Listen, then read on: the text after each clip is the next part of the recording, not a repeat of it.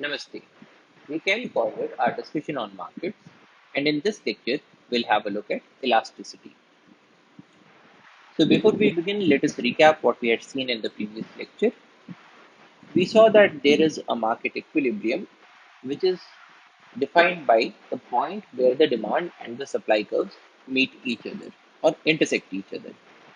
The demand curve, as we had seen, it slopes downwards, which means that if there is an increase in price from this point to say this point, if there is an increase in price, the quantity that is demanded goes down.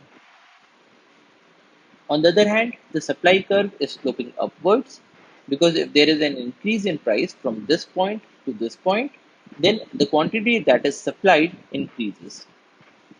And when the demand and the supply curves intersect each other, we reach this point. The price that is defined by this point of intersection is known as the equilibrium price. And this is the price at which the quantity that is demanded is equal to the quantity that is supplied, which is the equilibrium quantity. And we also explored what happens when there is a change in the demand or a change in the supply. Now, a in demand is represented by a shift in the demand curve. So, if there is an increase in the demand, which is shown by this demand curve that is shifting towards the right, and a decrease in demand is shown by the demand curve that is shifting towards the left. Now, if we consider an increase in demand, so here the earlier demand curve was this, the new demand curve is this. So, if there is an increase in demand, then what happens to the price and to the quantity that is demanded or supplied? So, what happens to the equilibrium? Now, as we can observe, here the earlier equilibrium is at this point, the new equilibrium is at this point. Now, at the old equilibrium, this was the equilibrium price. At the new equilibrium, this is the equilibrium price, which means that the equilibrium price increases if there is an increase in demand. Similarly, earlier the quantity that was demanded at the equilibrium was this. Now, with an increase in demand, the quantity that is demanded is this. So there is an increase. So if there is an increased demand, then we have observed that there is an increase in the equilibrium price and an increase in the equilibrium quantity that is demanded or supplied in the market. So this is an increase in demand. In the case of a decrease in demand, we will have this curve which is towards the left side. So we will have a curve like this. And in that case, we will find that the equilibrium price reduces and the equilibrium quantity also reduces. What happens when there is a change in the supply? Now, an increase in supply is shown by the supply curve that will shift towards the right, and a decrease in supply is shown by the supply curve that shifts towards the left. Now, in this case, this is the original supply curve and this is the new supply curve. So the supply curve has shifted to the left, which means that we are now talking about a decreased supply. Now there is no change in the demand curve. So the earlier equilibrium was at this point. The new equilibrium is at this point. Now earlier the price at equilibrium was this. The new price at equilibrium is this. So what we are observing here is that if there is a decrease in supply, that leads to an increase in the equilibrium price. So less is the quantity that is being supplied in the market. So there will be more price at which people will have to buy this product. What happens to the equilibrium quantity? Well, earlier the equilibrium quantity was this. The new equilibrium quantity is this. And as we can see, there is a decrease in the quantity that is demanded or supplied. So with a decreased supply, there is an increase in the price and a decrease in the net quantity that is demanded or supplied in this market. Now, when both of these processes happen together, that is, there is an increase in demand and a decrease in supply, then we observed that the price will increase, but the quantity that is demanded or supplied, it may either increase or decrease. So we saw that if the situation is like this, so this is the earlier demand curve, this is the new demand curve, which is showing that there is an increase in the demand. This was the earlier supply curve. This is the new supply curve, which is telling us that there is a decrease in supply. So we are looking at an increased demand and a decreased supply. The earlier equilibrium was at this point. The new equilibrium is at this point. So where the two red curves are intersecting is the new equilibrium. Where the two green curves are intersecting is the old equilibrium. This was the old equilibrium price. This is the new equilibrium price. And so we are observing here that the price has increased. The equilibrium price has increased, which was expected because in the case of an increased demand, the price increases. In the case of a decreased supply, the price increases. And so when both are acting together, the price will increase. But what is happening to the quantity that is demanded or supplied? Well, the earlier quantity was represented by this point. So this is the quantity that was demanded or supplied earlier. The new equilibrium is at this point. So the quantity that is demanded or supplied has now reached to this point. So in this case, what we are observing is that the new quantity that is demanded or supplied is greater than the earlier quantity that was demanded or supplied. So what we are observing here is that with an increase in demand and a decrease in supply, there is an increase in the quantity that is demanded or supplied. But this is not always the case because we also saw this market equilibrium, in which case the earlier equilibrium was here. This was the old demand curve. This is the new demand curve. So here again, we are looking at an increase in demand. This was the old supply curve. This is the new supply curve. So here the supply curve has shifted to the left. So we are looking at a decreased supply. So as in this slide, we have an increase in demand and decreased supply, and the same thing here as well. An increase in the demand and a decrease in the supply. Now the question is, what is happening to the equilibrium in this case? The earlier equilibrium was here, where the green curves are intersecting. This was the equilibrium price, and this was the equilibrium quantity. The new equilibrium is at this point where the red curves intersect, and this is the new price, and this is the quantity that is demanded or supplied. Now, here again, we are observing that the earlier equilibrium price was here, the new equilibrium price is here, which means that there is an increase in the equilibrium price. However, the earlier quantity demanded was this much, the new quantity demanded is this much. So, there is a decrease in the quantity that is demanded or supplied in this market. So earlier we saw that there is an increase in the price and there is an increase in the quantity that is demanded or supplied. Whereas here there is an increase in price, but there is a decrease in the quantity that is demanded or supplied. So what we are observing here is that in the case of an increased demand and decreased supply, there will always be an increase in price, but the equilibrium quantity that is demanded or supplied that may increase or that may decrease. Now the question here is, in what circumstances would these equilibrium quantities increase and in what circumstances would they decrease? What are the factors that govern that? And that brings us to the topic of elasticity. The amount of these shifts depends on the shapes of the curves. And that tells us about the elasticity of demand and supply. We define elasticity as a measure of how much buyers and sellers respond to changes in the market conditions. So we are trying to measure the response of buyers and sellers, and we are trying to measure how much does this response change? That is the extent of this change. So we are trying to measure the direction of change and we are trying to measure the magnitude of the change. And this changes in response to changes in the market conditions. So whenever there is a change in the market conditions, does the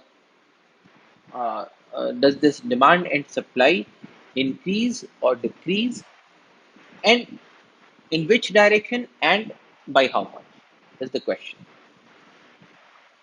That is, if we look at the demand curves are always sloping downwards. But then, does it look like this? Does it look like this? Or is it more or less flat? So these are all different demand curves, but they have a different angle of slope. And what we are trying to understand now is how this angle of slope determines the market outcome or influences the market outcome. Similarly, if we look at the supply curves are always sloping upwards, but do they slope upwards in a nearly vertical manner, or do they slope upwards in a very flat manner, or is it somewhere in between? So there are all these different kinds of supply curves. The question is, how does the shape or the slope of the demand and supply curve influence how the market behaves? So elasticity is a measure of how much buyers and sellers respond to changes in the market conditions. Also, we can define it as a measure of the responsiveness of quantity demanded or quantity supplied to a change in one of its determinants. Now, in the earlier definition, we said how much buyers and sellers respond. Now, this response is seen in terms of how much is the quantity demanded or supplied. So if there is a response of the buyers, then we will see a change in the quantity demanded. If there is a response in the sellers, we will see a change in the quantity that is supplied.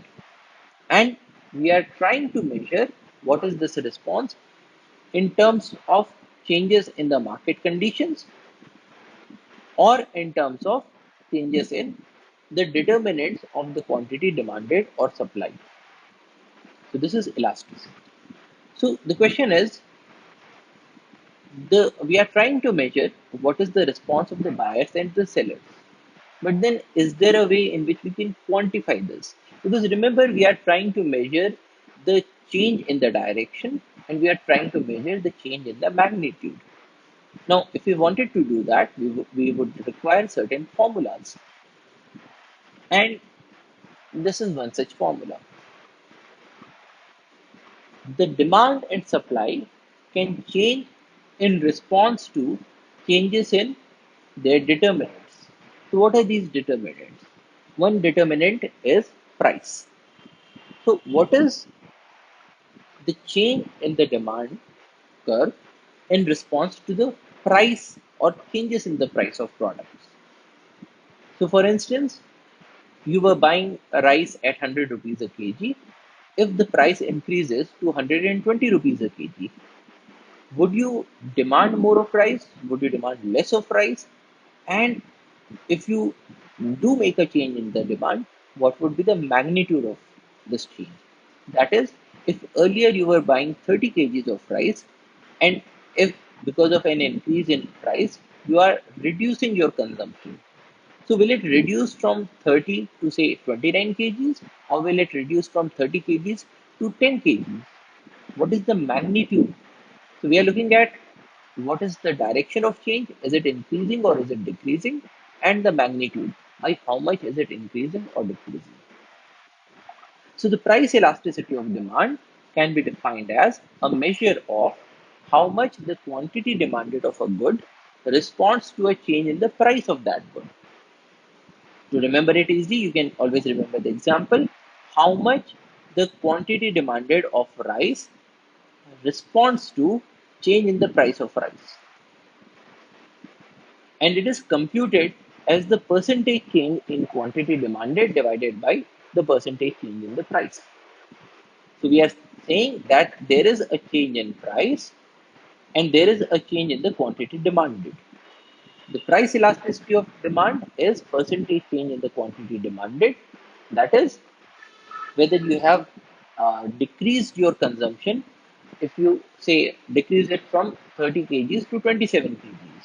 So there is a 10% decrease because you are reducing it by 3 kgs. So there is a 10% change. If you reduce it from 30 kgs to 15 kgs, then there is a 50% change. So this is what is there in the numerator. Percentage change in the quantity that is demanded divided by percentage change in price. So if the price has increased from 100 rupees a kg to 110 rupees a kg, there is a 10% increase. If the price increases from 100 rupees a kg to 125 rupees a kg, there is a 25% change in price. So in the case of price elasticity of demand, we are measuring the percentage change in quantity demanded divided by the percentage change in price. Now, this figure, price elasticity of demand, it can be zero. Why zero? If there is no change in the quantity that is demanded, which means that when the rice was available at 100 rupees a kg, you were buying 30 kgs of rice. But when the price increases to 110 rupees a kg, you are still buying 30 kgs of rice because rice is the staple food.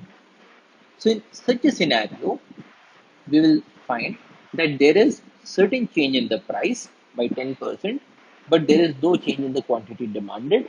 So the change is 0%. So in that case, the price elasticity of demand will be zero. Now, in cases where the price elasticity is zero or close to zero, we say that the demand is inelastic, which means that you are not changing your demand on the basis of the changes in the price. So the price elasticity of demand, when it is close to zero, we say that it is an inelastic demand. On the other hand, it is also possible that with a small change in price, you, for instance, make a big change in the quantity that is demanded. A good example is, suppose you are equally fond of eating chocolate ice cream and vanilla ice cream. Now, if the price of vanilla ice cream increases, so what you do is that even if there is a small increase, earlier you were having a cone of both of these ice creams for say 20 rupees. Now currently the price of chocolate ice cream has remained as 20 rupees, but the price of vanilla ice cream, it increases from say 20 rupees to 25 rupees. Now what do you do? Now your response could be that because the price of vanilla ice cream has increased, but I'm equally fond of chocolate ice cream as well. So let me now forego the vanilla ice cream and let me have more and more of the chocolate ice cream. Now, in that case, even though the price has increased only from 20 rupees to 25 rupees, you will spend most of your money in purchasing the chocolate ice cream and you will purchase a very less amount of the vanilla ice cream. So it is also possible that say in place of eating 20 vanilla ice creams, now you are eating just 2 or 3 vanilla ice creams, so you are not eating any vanilla ice cream. Now, when that happens, there is a small change in price, but there is a big change in the quantity that is demanded.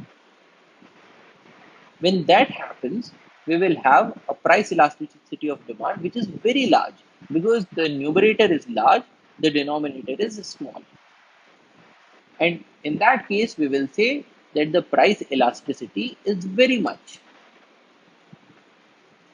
In a theoretical sense, we can say that the price elasticity is so large that it can even tend towards infinity. So, an elastic demand will tell us that there is a big change in the quantity that is demanded, even though the change in the price is very small.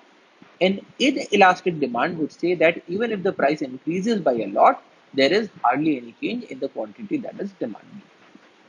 And we can see this price elasticity of demand in the shape of the demand curves. Now, this is a perfectly inelastic demand curve. That is, the elasticity is equal to zero. Why? Because even though you have a big change in the price, there is hardly any change in the quantity demanded. So the percentage change in quantity demanded is zero. The percentage change in the price is very large. And so the price elasticity of demand in this case is percentage change in quantity demanded is 0 divided by percentage change in price, which is a very large value. So total it becomes price elasticity of demand is equal to 0, which is what we are seeing here. Elasticity is equal to 0. So this is a perfectly inelastic curve. On the other hand, this is a perfectly elastic curve, which means that if there is a small change in the price, there is a large change in the quantity that is demanded. That is, the numerator here is very large because there is a big change in the quantity that is demanded. The denominator here is very small because there is hardly any change in the price. And so the price elasticity of demand in this case is close to infinity. And we say that this is a perfectly elastic demand curve. We can also have a unit elastic demand curve, in which case the elasticity is equal to 1. So the percentage change in price and the percentage change in the quantity demanded are equal. Now, an easy way to remember the shapes of these curves is by remembering the word inelastic. Now, the word inelastic begins with an I, and we can see that in the case of an inelastic demand curve, it looks like the alphabet I. So it is vertical. So when you have a vertical demand curve, then it is inelastic. When you have a horizontal demand curve, then it is elastic. Now, when you have a demand curve like this, so it is not completely vertical, but it is more towards an inelastic demand shape than an elastic demand shape. So we will call that this is still an inelastic demand curve, but it is less inelastic than, say, this inelastic demand curve.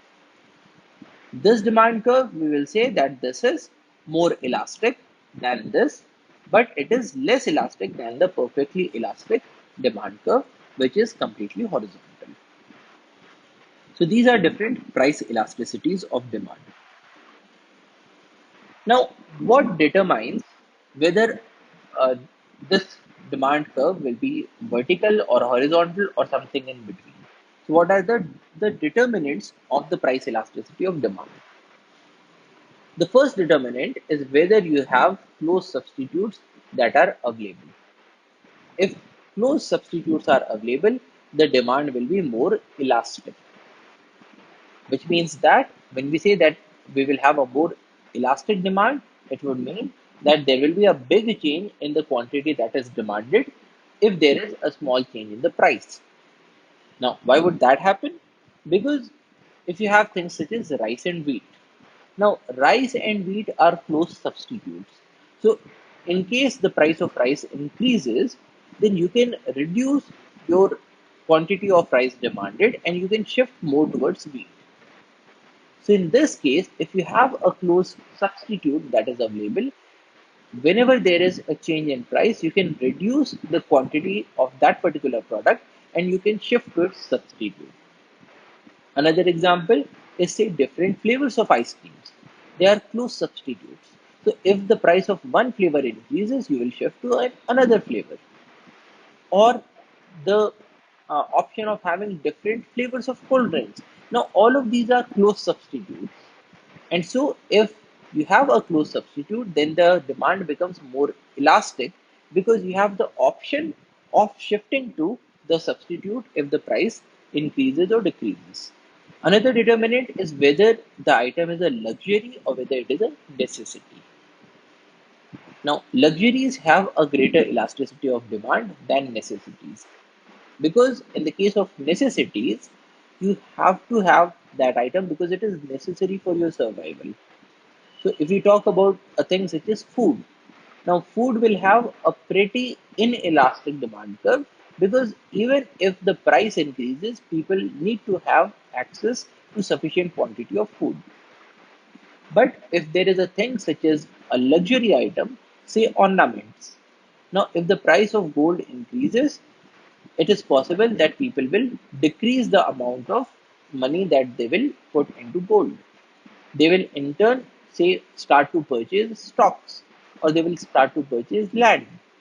Because in this case, gold is not a necessity, it is a luxury. Now, in the case of necessities, the demand curve is very inelastic. In the case of luxuries, the demand curve is very elastic, because here again you can shift to something else. You have the option. Then it also depends on how you define the market. Because if we look at food, so food has an inelastic demand, because people need to have access to food, whatever be the price. So even if the price increases, people will have to eat roughly the same quantity of food, and so the demand for food is inelastic. But if you look at the market in a very uh, narrow manner, then we will see that different things have large elasticities. Such as chocolate ice cream has an elastic demand. Why? Because if the price of chocolate ice cream increases, then people will reduce the consumption. But when we look at food in total, then even if the price increases or decreases, the quantity that is demanded will remain the same. So the definition of the market can play a role in determining whether the price elasticity of demand is elastic or inelastic. And the more generalized way you look at the market, the demand will be very inelastic. But if you look at the market in terms of very specialized products, the you will have an elastic demand curve.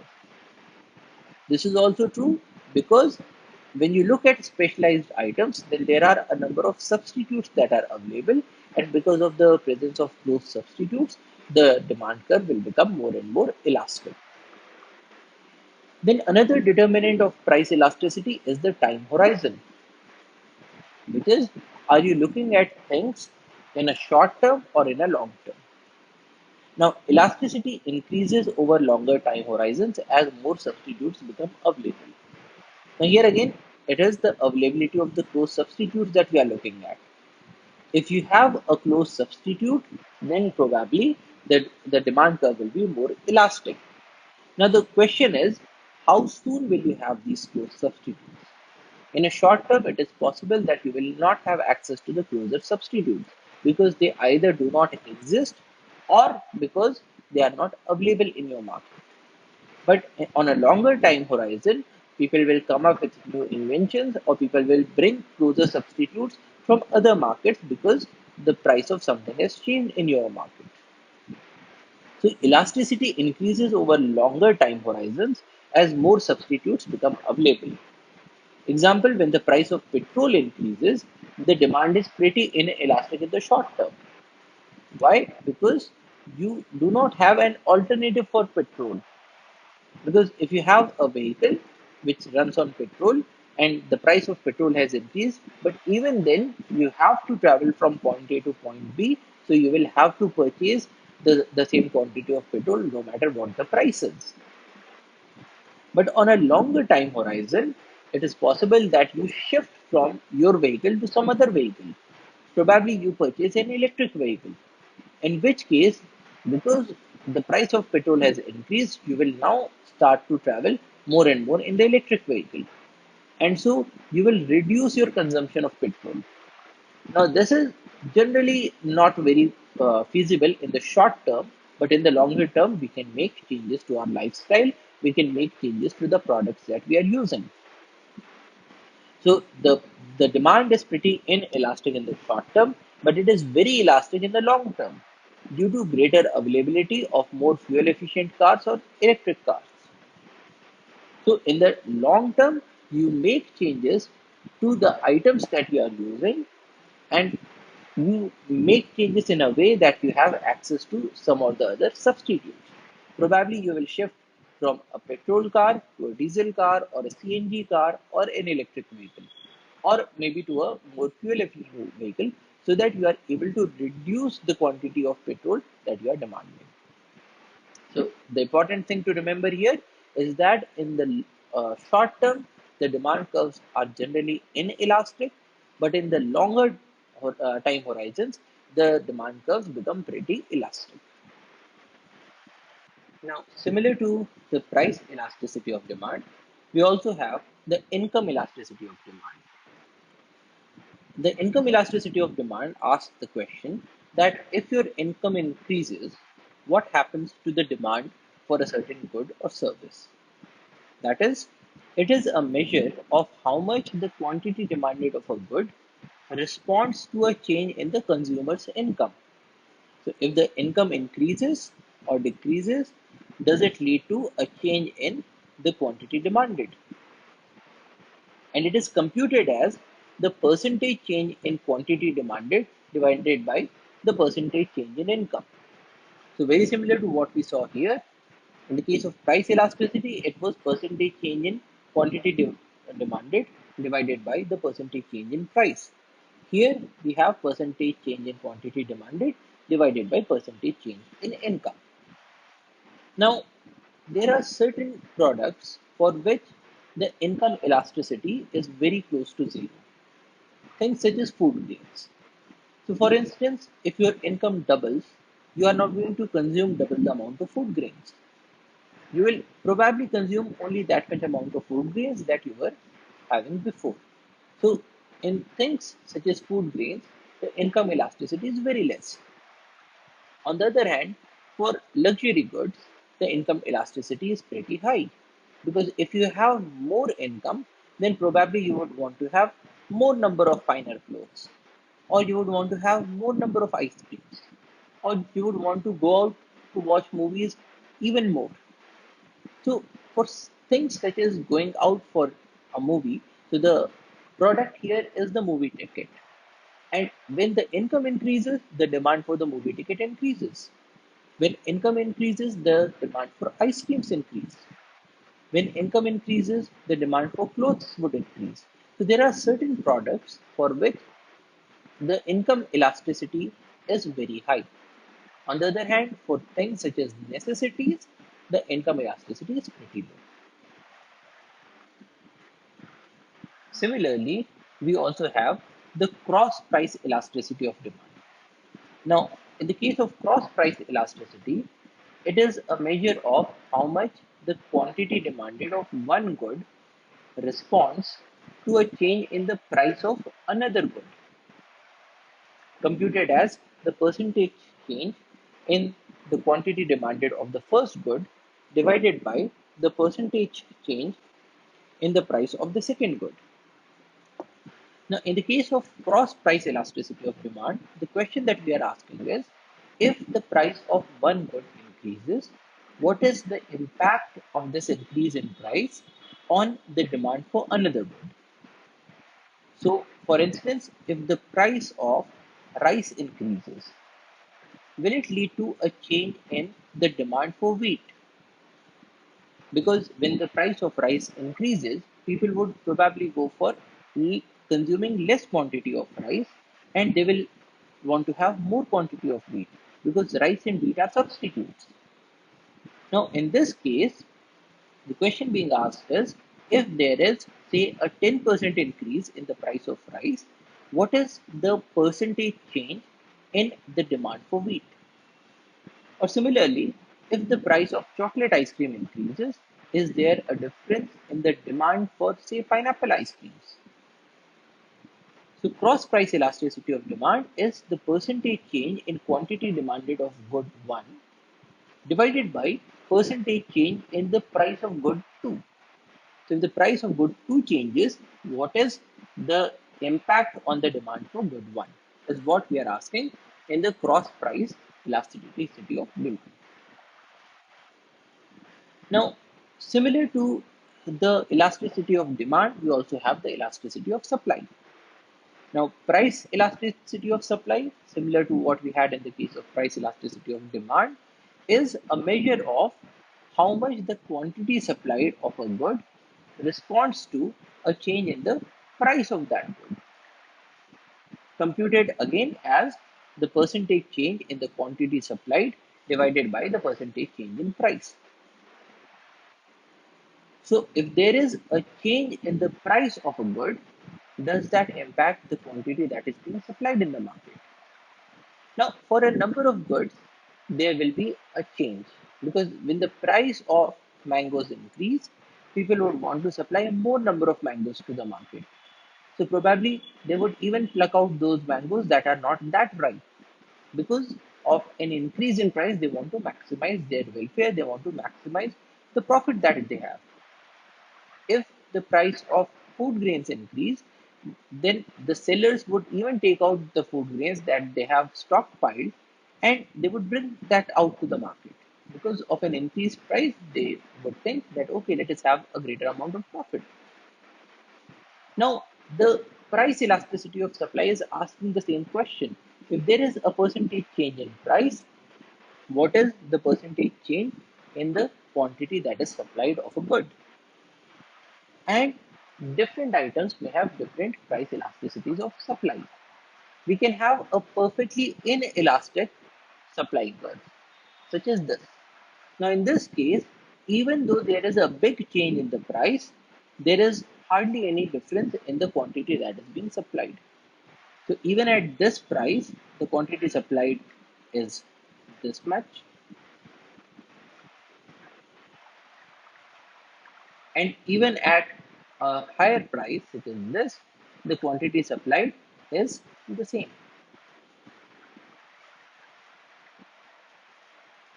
So here again we are having the same supply. So this sort of a curve is a perfectly inelastic curve, and we will say that the elasticity in this case is zero, because even though we have a big difference in price, so here the denominator is a big term, there is virtually no change in the quantity that is supplied, that is, the numerator is zero. So this is an example of a perfectly inelastic supply. Now, in the case of a perfectly elastic supply, if you have a very minuscule change in price, you will have a big difference in the quantity that is supplied. That is, in the case of an elastic supply, when the percentage change in price is close to zero, that is, the denominator is close to zero, the numerator is a very big value. So this is a perfectly elastic supply curve. So elasticity is close to infinity. Now, as we had seen in the case of uh, the demand curves, when there is an inelastic supply, we can remember it by remembering that the word inelastic begins with the letter I, and I is roughly vertical. So, if you have a curve that is roughly vertical, then it is an inelastic supply. If you have a curve that is roughly horizontal, then it is an elastic supply. Then we can have different levels of elasticity. So this is perfectly inelastic. This is still inelastic. This is an elastic supply curve, and this is perfectly elastic. And then we also define unit elasticity, in which case the elasticity is equal to 1. Now the question is, what determines the price elasticity of supply? One is the ability of sellers to change the amount that is supplied. Because there are certain items such as land that cannot be created, and in that case the supply has to be inelastic. Why? Because in this equation the numerator is percentage change in the quantity supplied. So if the quantity supplied cannot be changed for a thing such as land that cannot be created, we will have a numerator that is 0. And in that case, the price elasticity will be 0, or that would mean that it is completely inelastic. So the ability of sellers to change the amount that is supplied governs the price elasticity of supply. It is also governed by the time horizon, because even in the case of those items for which the sellers can change the amount supplied, this change in supply cannot be done in a moment's notice. It will take some time. So, for instance, in the case of ice creams, if the price changes, the seller would want to manufacture more amount of ice creams and supply it to the market. But this change in the manufacturing capability, that will not happen in a day. The seller would have to hire more people. The seller would have to, or the manufacturer would have to install new machines, which will take time. So time horizon is also a determinant of the price elasticity of supply. Firms cannot change equipment in short time spans, and so the elasticity is less in the short term. In the long term, more equipment can be installed or discontinued. Newer firms may enter or exit the market, which increases the elasticity.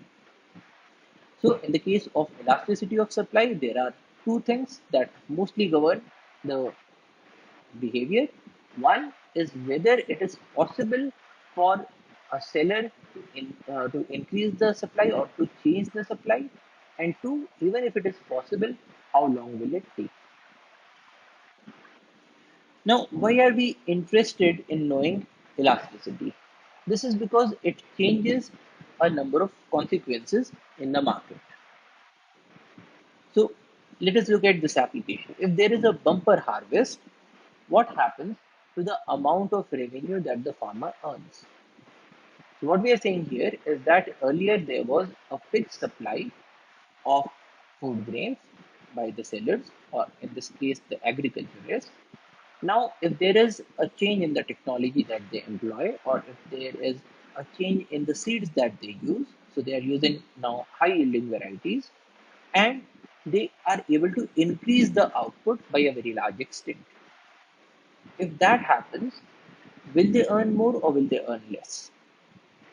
Now, as you'll remember, the food grains they are a necessity, and in a number of cases, the demand is very inelastic. Because whatever happens to the prices, whatever happens to the income, people require a fixed quantity of food grains. So, this is what we are representing here. The demand curve is pretty inelastic. So, it is looking very close to the vertical. So, it is looking like the letter I.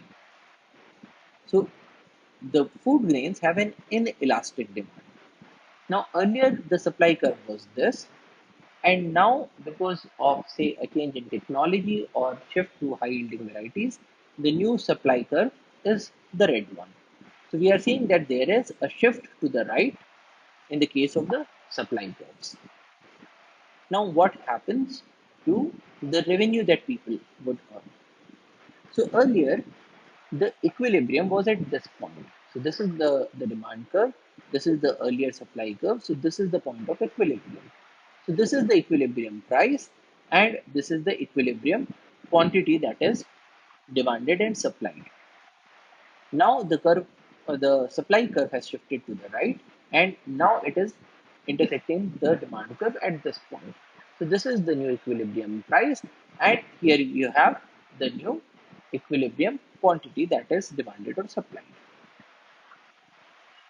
Now, the revenue that the farmers earn is given by the price of the product multiplied by the total quantity that they supply.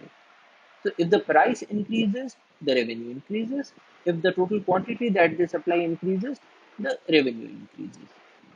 So, earlier, the price was given by this figure, the quantity supplied was given by this figure, and so the revenue is given by the area within this rectangle as shown in green color, because this was the earlier equilibrium. So from this point we can get the price that was there, from this point we can get the earlier equilibrium quantity, and multiplication of both of these will give you the revenue that was there beforehand. Now, because of the bumper harvest, the equilibrium is here. So the new price is this much. The new quantity is given by this line that touches the quantity curve at this point. So the new revenue is equal to this P prime multiplied by Q prime. So this is the new revenue. Now, as you can observe in both of these rectangles, this area is the same. That is,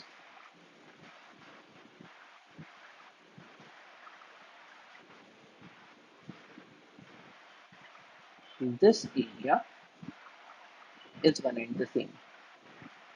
Now, earlier,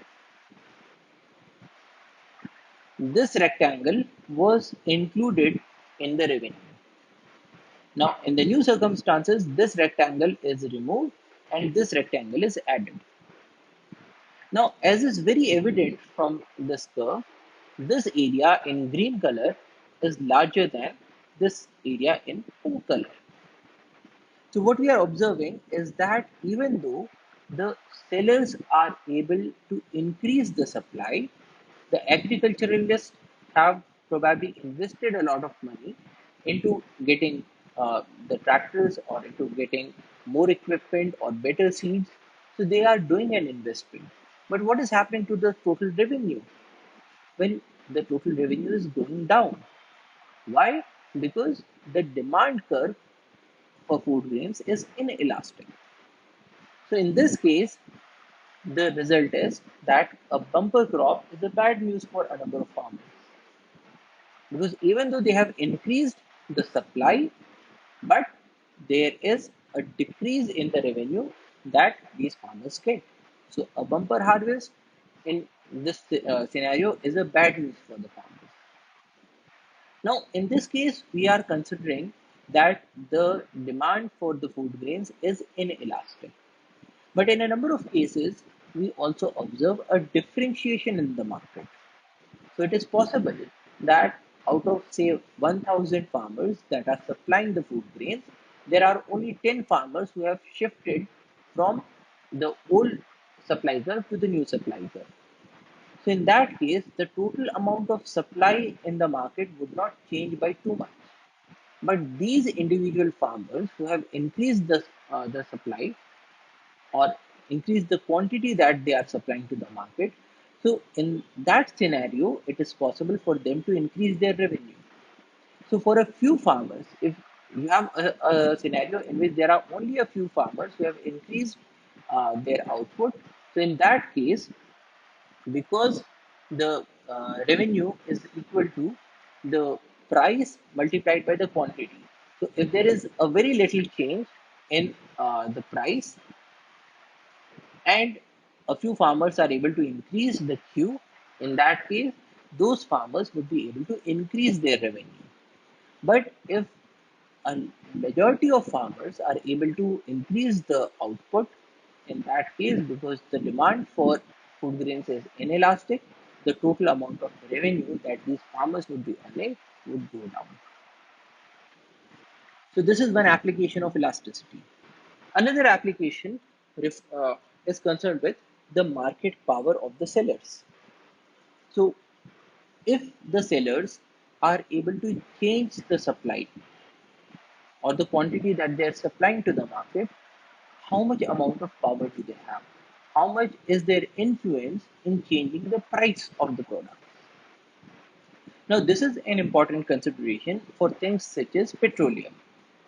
So, in the case of the Organization of Petroleum Exporting Countries, if they come up with a resolution that we are going to reduce the supply, so we are not going to extract as much amount of petroleum.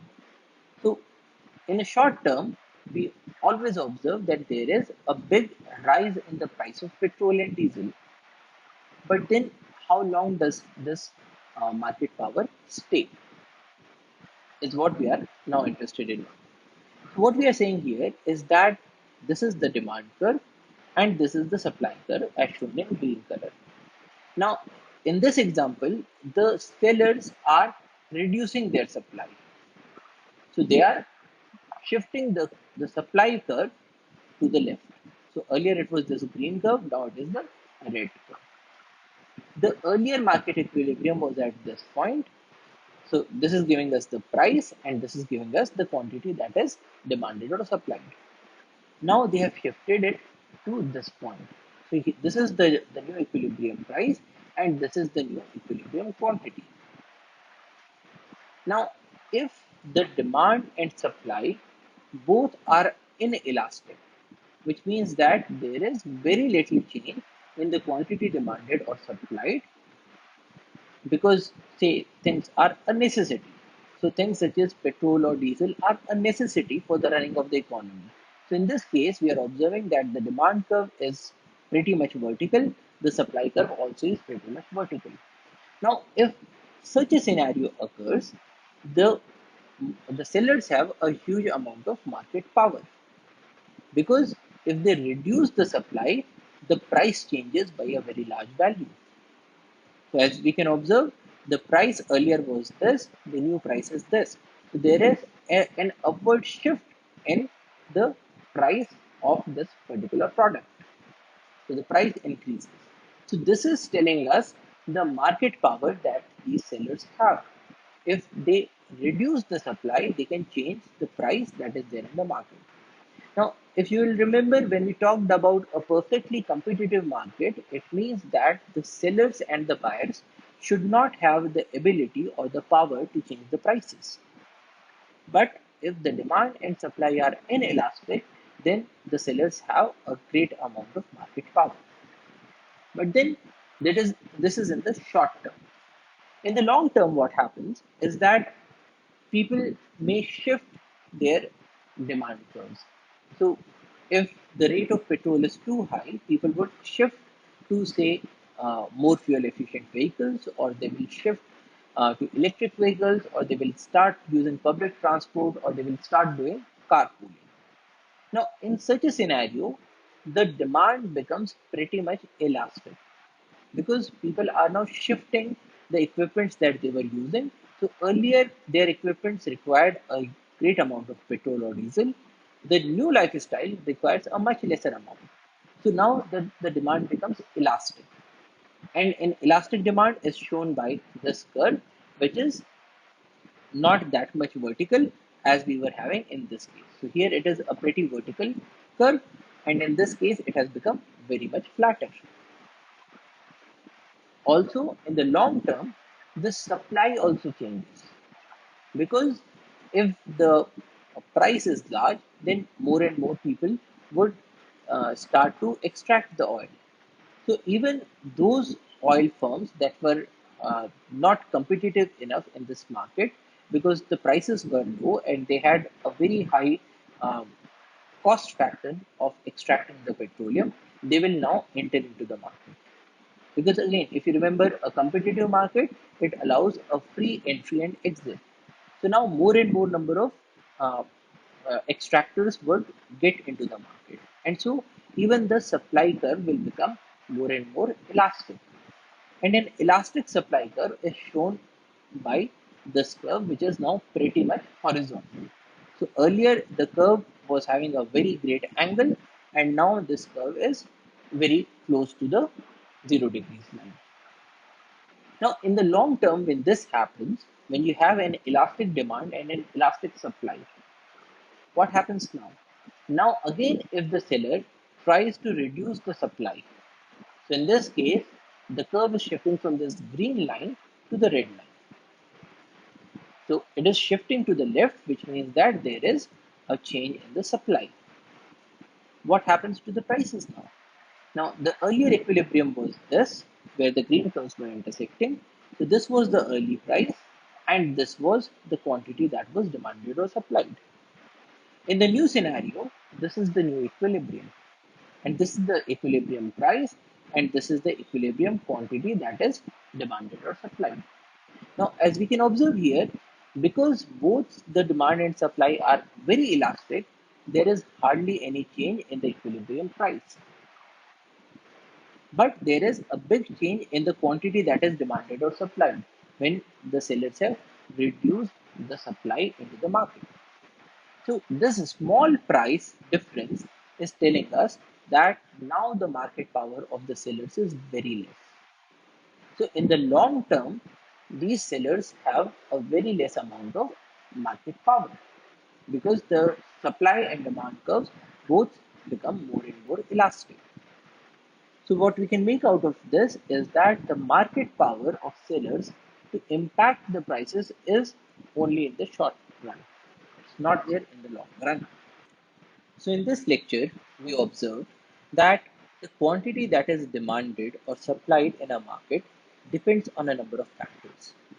It can change because of a change in one or more of its determinants. So for certain items such as food grains, the elasticity is very less. Are pretty inelastic in the demand curves. Why? Because even if the income of a person increases, he or she will be consuming roughly the same amount of the food grains.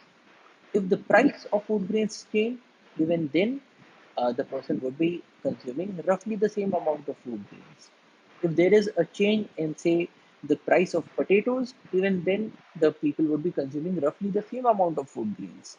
So there is a pretty inelastic price elasticity of demand, because a change in the price of food grains will hardly change the quantity that is demanded.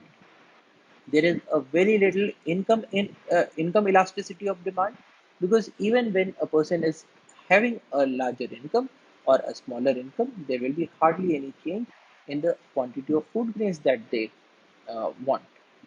And there is a very less amount of cross price elasticity of demand when we look at the food grains in total. So for instance, if the price of clothes increase, that would not lead to any great difference in the quantity of food grains that are demanded. But then, if we look at the market in a much finer detail, if we say differentiate between whether a person is demanding rice or is demanding wheat, in that case, we might observe that there are greater elasticities involved. So, for instance, if the price of rice increases, the people would want to have less quantity of rice and probably more quantity of wheat. So in that case, we will start observing price elasticities in the demand for rice, and we will start to observe a cross price elasticity in the demand for wheat. So we have observed that in a number of scenarios, there is an elasticity that is involved. Now, whether the demand or supply curve are elastic or not can very easily be made out by looking at the shapes of the curve. So if the curves are roughly vertical, if they have a shape like the letter I, then it is inelastic. If they have a shape that is close to the horizontal, then the supply or the demand is pretty much elastic. Now, the importance of knowing the elasticities is that they determine to quite an extent what would be the direction of change in equilibrium and what would be the magnitude of change in the equilibrium. So, for things that have an inelastic demand, so there is hardly a change in the demand because of any of the determinants. In those cases, because the demand is inelastic, the sellers have a much greater amount of market power. But at the same time, if the demand is inelastic, such as in the case of food grains, then a bumper harvest might also result in decreased revenue for the farmers. Because in these cases, because the demand is inelastic, so any changes in the supply will have a huge bearing on the prices that are involved. So if the supply is lowered, the prices would increase. If the supplies are increased, the prices would decrease to a very large extent because of an inelastic demand. But in the case of items that have an elastic demand, then the changes in the prices will be very less, because people will very easily shift to something else. And this also brings us to the point that these changes will have a different ramification in the short term and in the long term. Because in the short term, the demands and supplies are pretty inelastic.